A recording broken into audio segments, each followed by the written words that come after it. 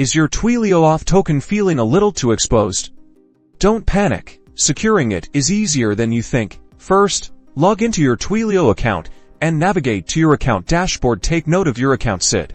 You'll need this later. It's usually located at the top of the page. Next, in the left-hand navigation menu, click on Settings, then select General. This will take you to your account settings page. Scroll down until you find the Auth Token section. Here's where the magic happens. You will see your current Auth Token.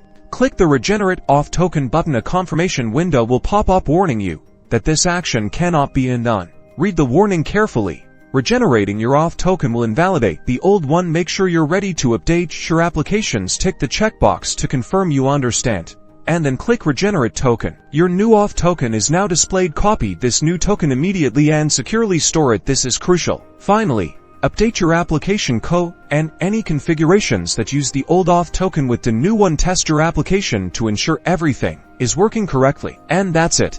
You've successfully regenerated your Twilio Auth Token, keeping your account safe and sound. Remember to keep your Auth Token secure and never share it publicly.